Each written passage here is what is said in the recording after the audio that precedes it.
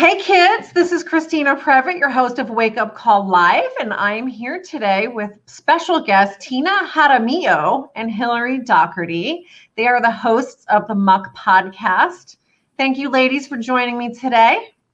Thank you for having us. Yeah, it's awesome. So I'll just tell everybody that we all met at PodFest 2020 in Orlando, which was very shortly before Armageddon started. Yes. We got so lucky. Right? It's such a good thing it happened when it did, because otherwise it would have been canceled. Yeah. But, I met a lot of really interesting people, and you were among them. And so I started paying attention to your podcast, the Muck podcast.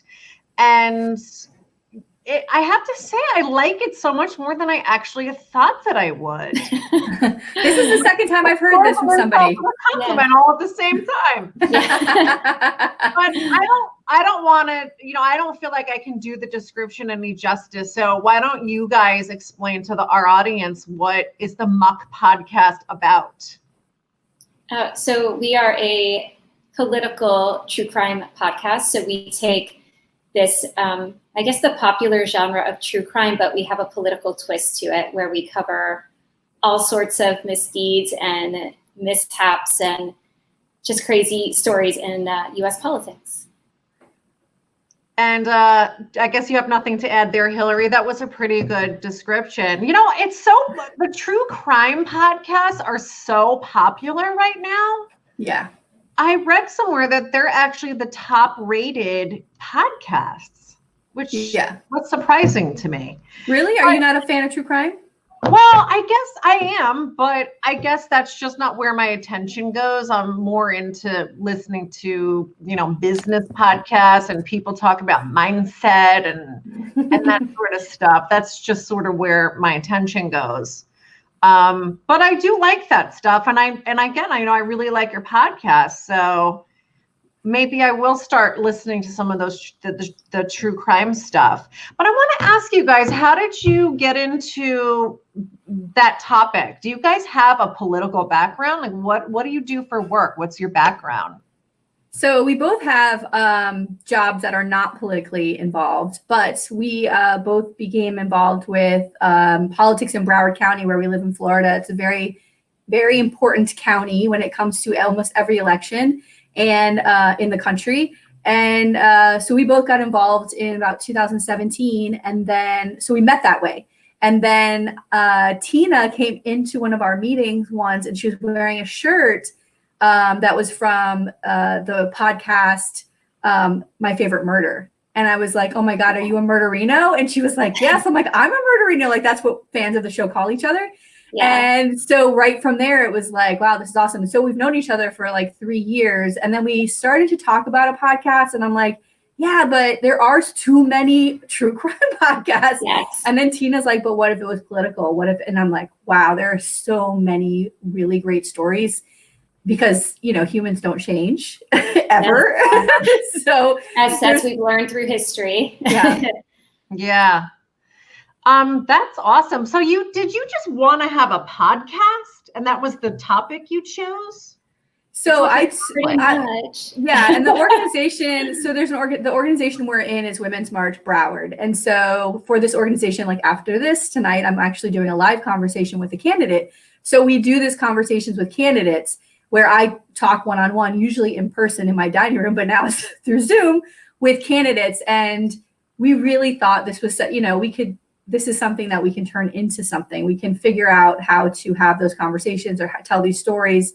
It kind of went that way, where Tina would come over, and then we'd start telling stories, and then I'd be like, we should record this, Yeah. So it is a passion that you both have. Definitely. Yeah. Well, what do you guys do for, your day jobs? So go ahead, Tina. I'm an educator. So that's what I do. I've been in education for many, many moons. And I'm an English teacher. So, and I've taught at the college level and high school level. And so for me, writing, researching all of that part of doing the work for the podcast I absolutely love and adore. And it gives me a different way to pursue writing than I have in the past, that moving from a more creative to a more research-based. But yeah, so that's what I do in my day job. You share your podcast with your students? Do you know if they listen to it? So I don't. I keep my personal life very separate from my professional life, just because, they're high school students, and sometimes our language might be a little explicit, and because it is a political vein, I don't want it to appear as though I'm trying to sell this to my students in any way. Yeah. So if they came across it and they listen, that's one thing, but I don't, even with my social media, because I think many teachers do this, they don't have public pages because you just don't want your kid, I don't need my students that immersed in my life. And by language, you're really referring to Hillary's potty mouth, aren't you? Oops. I love it. And Tina has a potty mouth, okay? I just want to say, Tina has a potty mouth, but after the first couple episodes, I rein it in. She does. And after the first couple episodes, I'm like, are you not going to say the F word? I don't know if I don't want to say it here, but you're not going to say the F word? And she was like, no, what if something happens? And I'm like, okay, you're right. Don't say, I'll do all of that for you. I will take it on. You can curse on here. That's what I like. Okay, good. You have a radio show and I couldn't curse and I hated it, but Thank and you. it comes out occasionally, but I do try to be mindful of, there is that other professional side of me. So, you know. Well, it's good. You complement each other.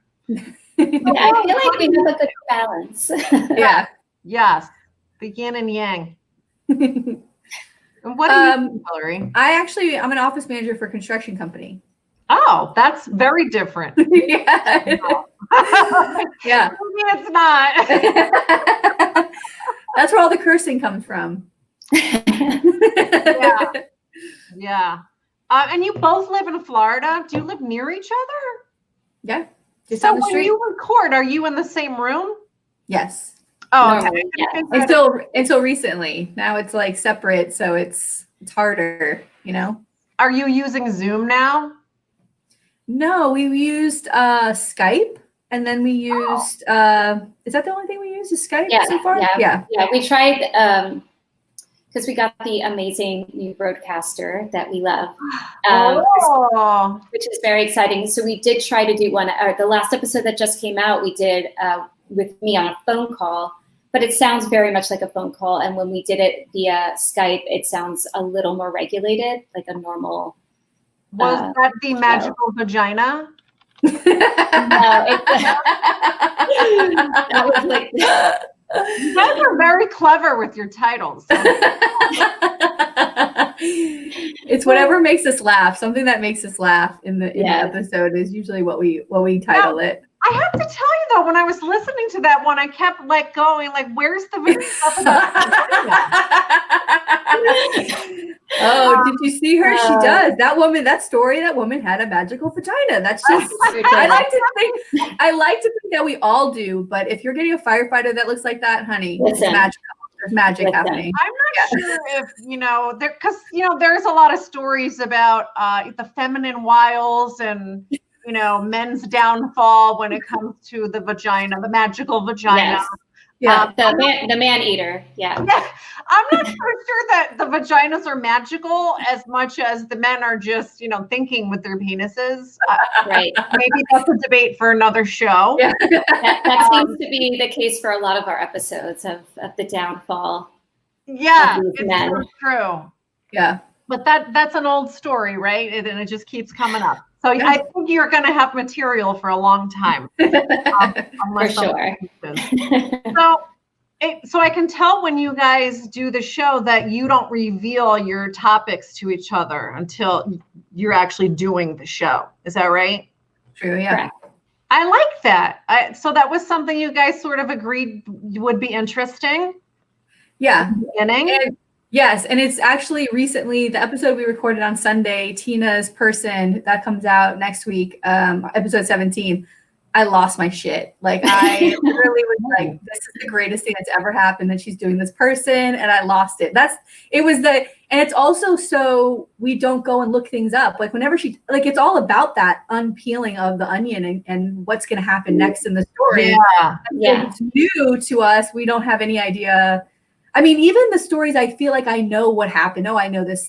There's always something that comes out that I completely forgot about or I didn't know, and that's what I love about it too. About not knowing. I agree that even cases that I've done the research on, as I start digging in, I find all of this other stuff that I like looking at it in terms of like a character, and you really understand that it wasn't this, this is the big story that erupted, but when you go back in their history, you're like, oh, well, there was this thing and this thing and this thing that were all these little signs pointing to lack of judgment or some, bad seed, that was slowly blooming. And so I love kind of digging into that part of the person's history, or finding, an article that mentions, some off behavior, and that you're like, okay, well, there were little clues along the way. And we get stuck on the big story, but when you go back and see sort of that development, that's really that kind of arc is interesting to me to explore. I like how you have a good mix of really obscure stories, but then big ones too. And some of the big ones you'll remember sort of vaguely, like, oh yeah, I remember when that was in the news. But then when you listen to it, there's like so many little details where that you didn't know, and you're like, wow, I didn't know. Like, who was the big healthcare fraud guy? Oh, Rick Scott. Yeah, that was one of the more recent ones. Painful. Yeah, I know. And I just remember like, wow, I do remember when that happens, but it was a reminder of really all the details. So that was a good one. But how do you guys handle making sure that you have all your facts right? Because I can't help it. My lawyer brain is on. And aren't you ever worried about any kind of liability if you get facts wrong? Is that something you talked about when you were putting this together? So we do like to use the word allegedly a lot, and we do point to this particular article, and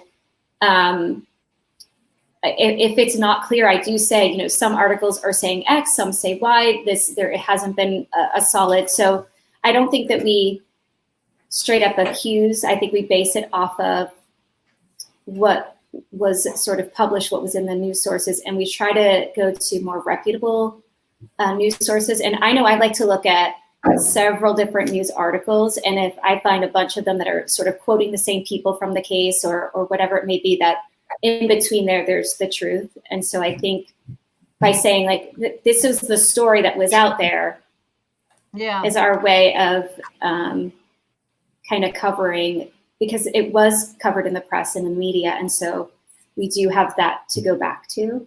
But how do you find some of these? Like, how did you find, I think her name was Nancy Oakley. How did you find the liquor? Was that the liquor? Yeah.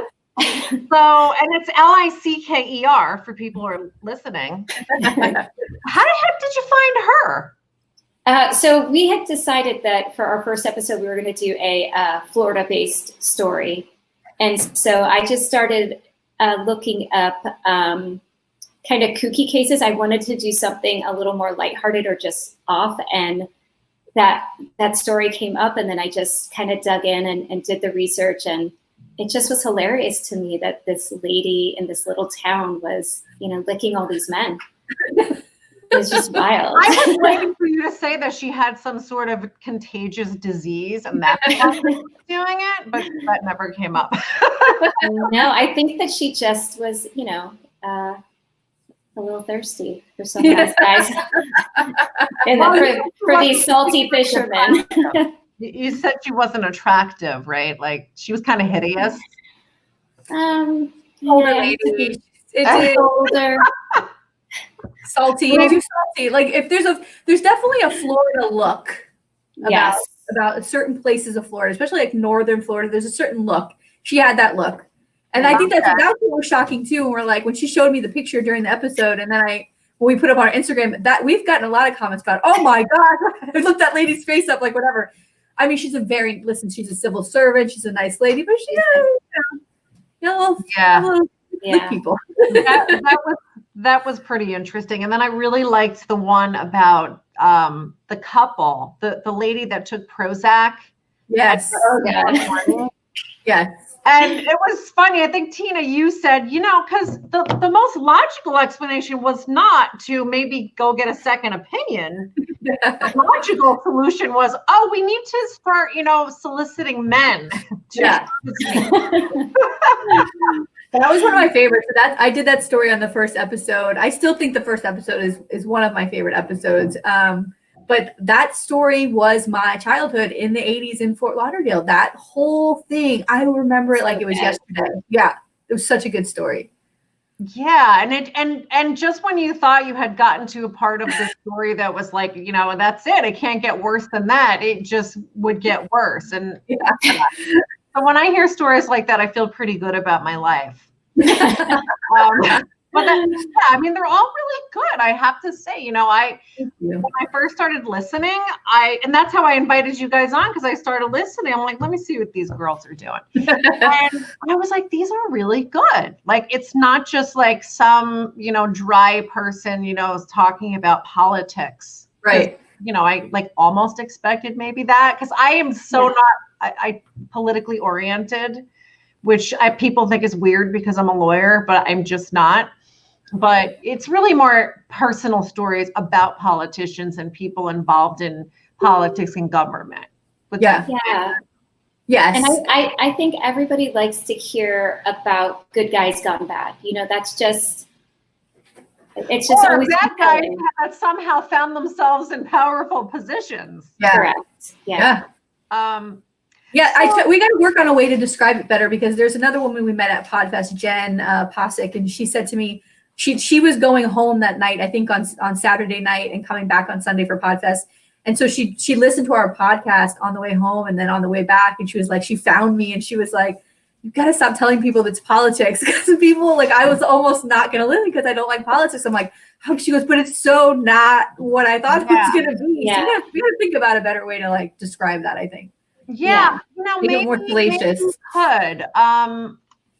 Maybe, because I think when you guys described it to me, you probably need like some sort of I'm in a consulting group where they tell you to come up with a magic statement about like 1 or 2 lines just about what you do for a living and what area of law you practice that sums up not just I'm a divorce lawyer, like I help people to get happy or something like that. Like, you guys need like a mission statement or something that really captures what it's about. Yeah. It sells it better than just, because politics, I understand, like we're like over the top passionate about politics. Like, we get into rants on the show that go way deep because we're so angry about Florida politics that we go so far. And I know we have friends that are the same way, but not everybody feels that way. So we got to think of that. We got to get better at that, I think. Well, the passion comes through for sure. Well, and you guys are fairly new at this, unless you've had some other speaking events that I don't know about. You've had 15 episodes now? 16 just came out on Wednesday. Yeah. And you do 1 a week? Yeah.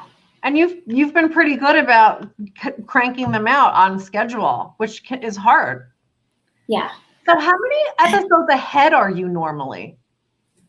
2, I think, right? Yeah. Or 1 or 2? 1 to 2. It was 2, and then we got behind. More in the queue? 1 to 2.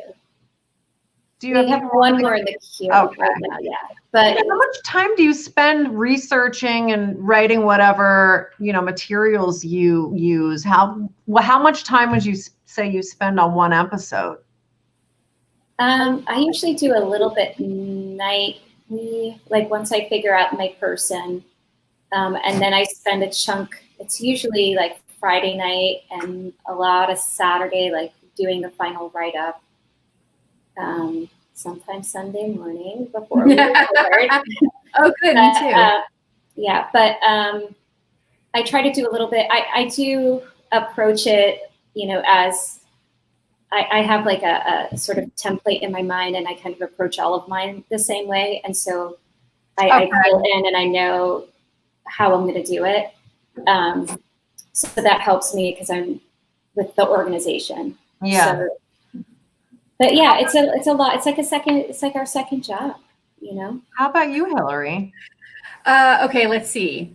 First of all, I have a super duper bad guy political list in my email that I keep, like, every time something comes up, I'm like, put that on the idea list, you know? Wow. So yeah. I have the same.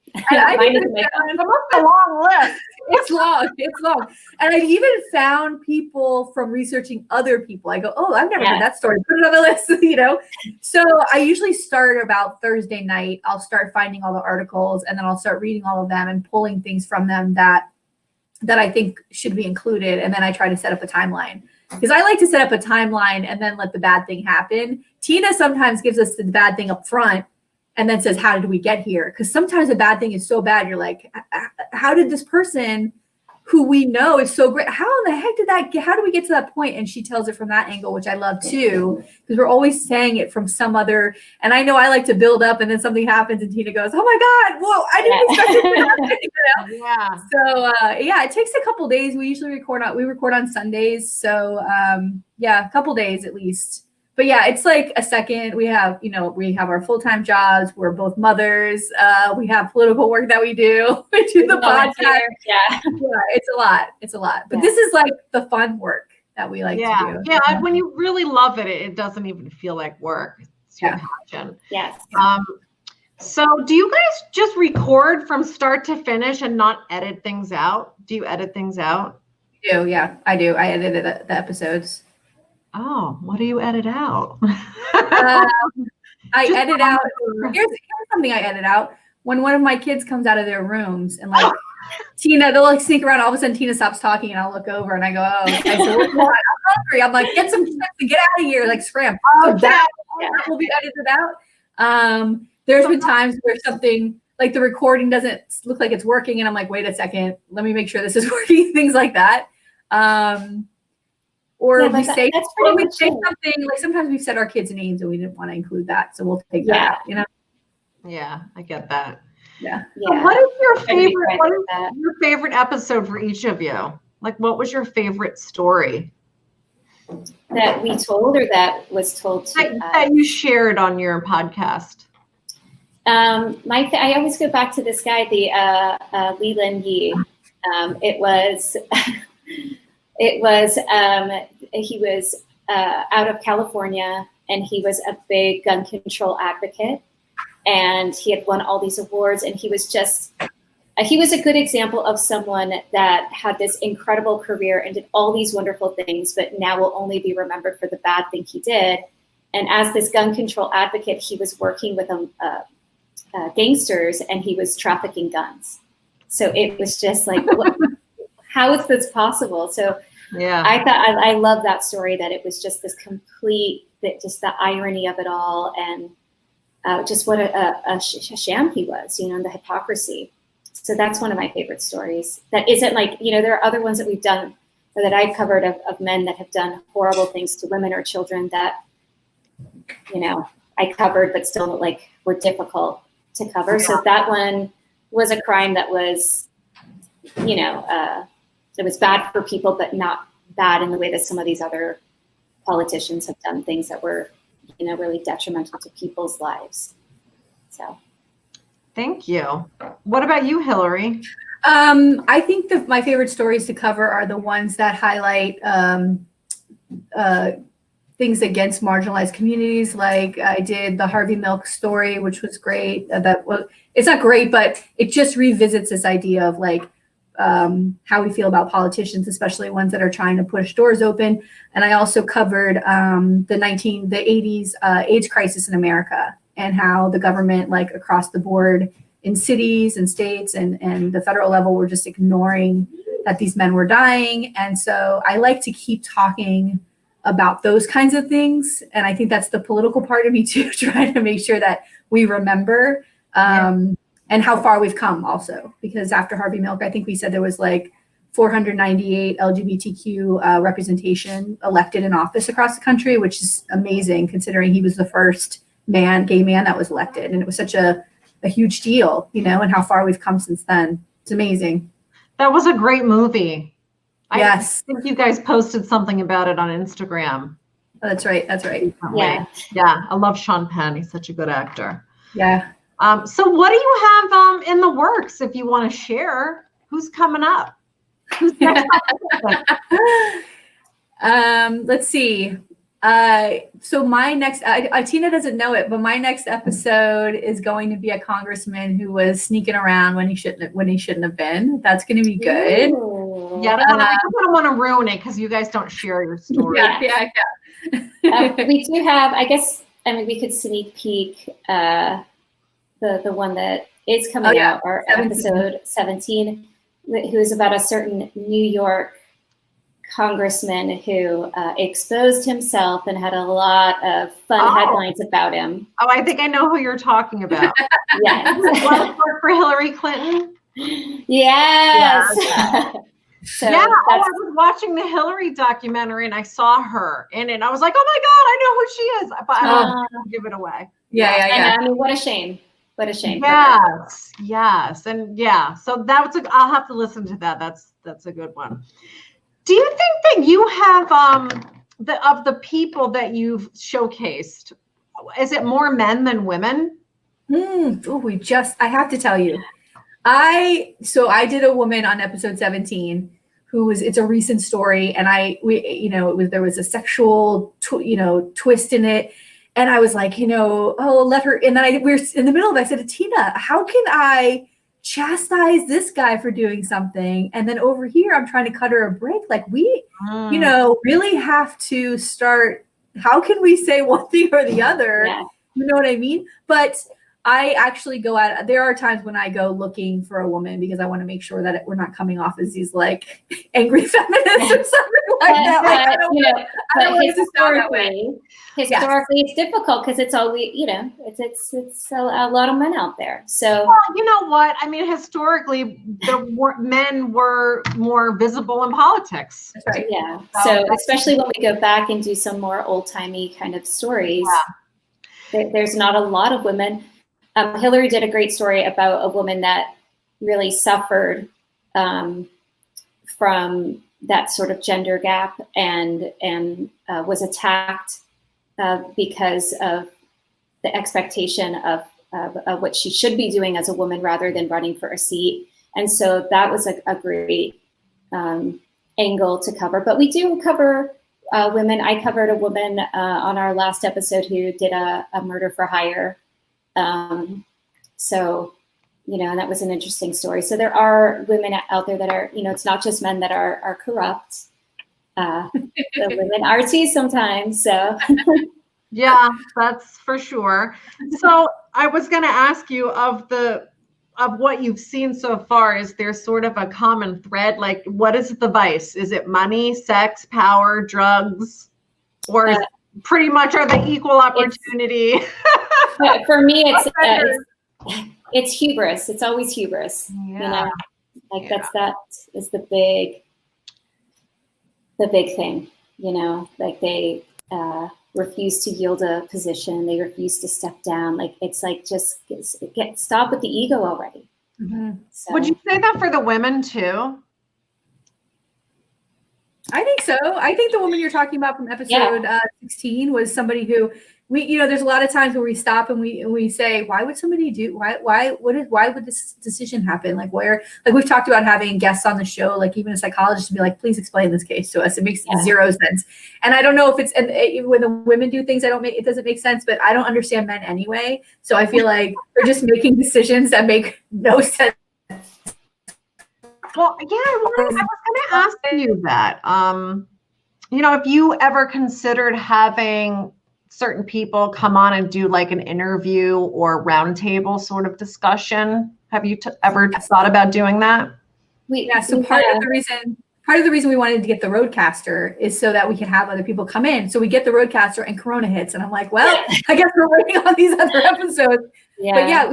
But some of the people that we wanted to ask are who were they again?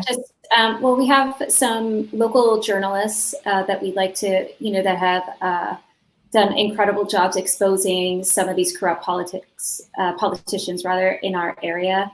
But we thought about psychologists, journalists, just historians from universities So just different people that are sort of experts in the political field that could share some insight. And then we've also thought about having candidates come on, or current politicians kind of giving a positive story. You know, like we cover sort of all the mucky stuff. Nobody wants to hear that. Good stuff. Yeah. On the news. I know. Or even, we've even talked about people who have been elected and know a story, you know, like tell us a story that we maybe never heard of. I thought that would be good too. Yeah. Well, whether or not they want to do that is the thing, I think. Yeah, you know? It has to be someone that's probably long disconnected from them. Or yeah, something. I feel like it would be hard to get a current, someone currently involved in politics or even remotely related to politics, because you know that you have to suck up and you have to kiss the right cheeks or kiss the right rings, and I don't know, like I feel like a lot of that stuff's just lip service, you know, like good sound bites. Yeah. It's hard to find people like that. Maybe someone who's retired and near death. Deathbed confessions. Yeah. Do you guys watch Ozark? Yes. Oh. So who was that guy that was in their house? They bought the house with the guy in it, and thought that he. I'm behind. So I'm not. Yeah, that was from the first season. Yeah, that's first season. Like you need a guy like that, who like the secret guy who killed Jimmy Hoffa, but I don't know to talk about it. Yeah. Yeah. Okay. All right. So what's next for you guys? Like, you're enjoying the podcast, but do you have a vision for it? You know, like what you maybe wanted to evolve into? Well, one thing that we talk about a lot is, you know, these stories, hoping to, you know, not only entertain people with the ridiculousness of some of them or the shocking, you know, the shock value, I guess, of some of them, but really hammering home to people that politics matter on the local level, on your state level, you know, at the national level, federal level, of course, but a lot of people don't realize the impact of even their commissioner. And so hopefully by listening to this, people will do their due diligence and look into the people that they're going to potentially check the box for and do that research and not just sort of willy-nilly go and choosing a name or maybe even getting involved in their communities to help candidates that they believe in or help encourage someone that they think would be great in office to, you know, run for something that because there's a lot of times where people just, a lot of these people just run for office. And there are so many good people in our community that would be great for these seats, but they're not maybe encouraged or don't think that they could even do it. And so maybe it's a way to just encourage people to pay attention and to see potential in people that are actually good or would actually do something good for the community and not just people who have all the money and power already, if that makes sense. Yeah. I don't know. I could see you guys having a show on TV. Hey. Yeah. I think, yeah, that would be awesome. I think too, I think that what Tina's saying is absolutely correct. But the thing that's shocking and also very disappointing in a lot of the stories is they go away and then all of a sudden they're reelected again, or they don't ever go away. Like they did all these bad things before they were elected. Then they're elected and they're awful. And then they get reelected and you're like, what is happening? Why are they getting reelected? And I know because we're junkies that way when it comes to politics and elections that we're just like, we have to figure this out. But I think that there's the reason why these stories are interesting is because it's human nature, right? Like we don't change. We're not really evolving. I mean, we have technology now, like we can sit here and do this, but humans, we're animal. We're not going to evolve. And all these behaviors, I just did Grover Cleveland. It was like a Kavanaugh, you know, in 1884. Yeah. And so it was like, why, you know, I remember ending that episode and I said to my husband, how are we going to protect women against rape, right? Like, why can't women get that respect? And he's like, it was in the Bible. And I'm like, shit, we're in trouble. Like, we're in trouble because women since the dawn of time have been treated this way. So it's like, some of these stories are fantastic and they just get me pumped up to like work for candidates or push for candidates, and other ones are kind of like just so exhausting because you realize that just things just don't change. Yeah, it evolves so incredibly slowly that I don't know that. I mean, it might sound really cynical, but I don't think we're going to see women's equality probably in our lifetime. I hope one day, but I don't know that that's going to be in our lifetime because it's so slow. Yeah. I mean, look at how slow, racial tensions are improving. It seems like you take a few steps forward and then a few steps back, and it just moves so incredibly slowly. Yeah. So I don't know. I mean, I wouldn't say we don't evolve, but certainly not as quickly as we'd like. Yeah. I mean, they do let us go to law school now. That's what I think. Occasionally some old fart attorney will be. I remember I was leaving. I was working for someone else at the time, and I was leaving my office, and it was past 5. And this old fart was coming in, and he thought he was being funny. He's like, said something like, "Oh, you're working late tonight." Something like some indication that he thought I was a secretary. And I just looked at him, like, didn't laugh, like totally was like, I'm a lawyer. Yeah. And he just, he's just like, it was like, what? You can't be a lawyer? And that's things like that. There are more stories like that. And it's really kind of shocking in this day and age that it is encountering that. I keep thinking that maybe when the dinosaurs like him are extinct, that the younger generation, those attitudes will kind of be replaced. Mm-hmm. But I don't know. What do you think about that? I think, I don't know. I think that depictions in the media, depictions in music that kids listen to, there's still that misogyny. And so I think it takes a long time to dismantle that, and I think it will change. But when you have, teenagers still viewing and listening and participating in that ogling culture, it takes a lot to try to explain to a young person about objectification when women are still objectified in TV ads and magazine ads and songs that they hear where parts of the body are discussed, right, and not the whole person. Yeah. And so, until that starts to move and shift, it's still there, and these are young kids now, so now they have to grow, right? And you have to try to deprogram that sort of mindset. How do you do it when you're up against the world of media? I don't know. Yeah. I kind of agree with that, but here's the other part of it is like where like women can be, wearing a burqa, and if her eyes are showing, she'll be raped. Like it doesn't matter. Like it's about, I believe everything starts at the home. And if you're teaching your kid, it doesn't, even if your sons are listening to that music or whatever it is, there has to be they have to know right from wrong. And when men are in powerful positions and their bad behavior is excused, before Me Too, when were people being locked up? When was it being taken seriously? I don't even know if it is still taken seriously. I mean, look at who's in the White House. So I think we have to have a real conversation. You're not a Republican, are you? I was telling Tina after our last episode, we finished recording, and I was like, girl, I said, I think we need to lay off some of the like liberal, we're screaming all the time.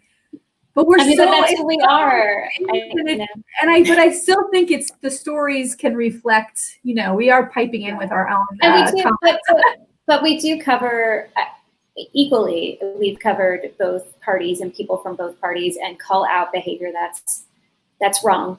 But we do go on our rants. But that's part of it. Like so. I mean, I can tell from, and just in the short time that the earlier episodes, you don't voice your opinions quite as much, but because I jumped around with the episodes, and then I would listen to, the more recent episodes, and I'm like, wow, they they are expressing their personal opinions a lot more and, very passionately, which is not a bad thing.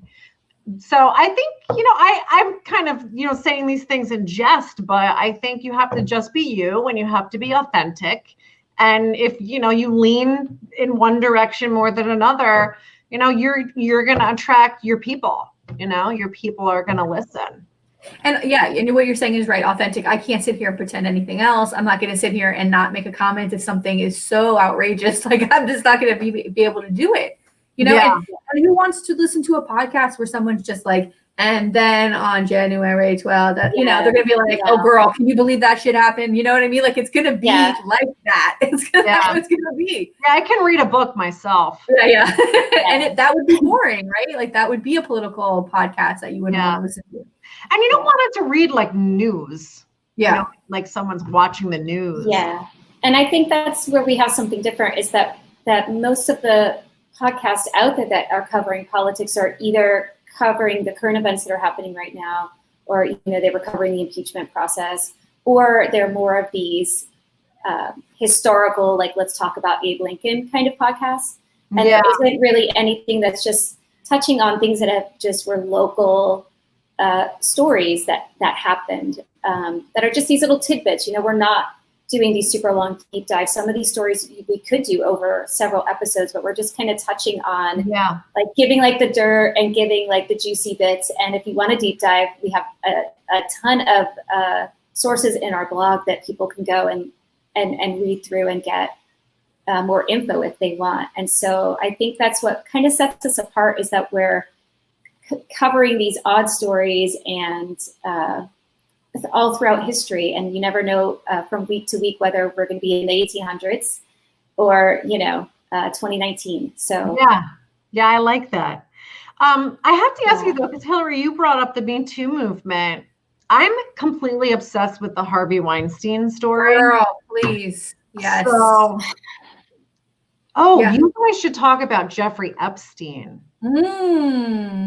I hope I have him somewhere, because there's definitely something going on there. I agree. Fishy. Yeah. I agree. I will be looking for that. Yeah. Right. I really love your podcast, and I just have to applaud you for being authentic and coming up with some good stuff, good material, and putting your own personal stamp on it. Oh, thank you, Christine. Yeah, keep it going. Thank I love that, of course, you're women. Like, yeah. How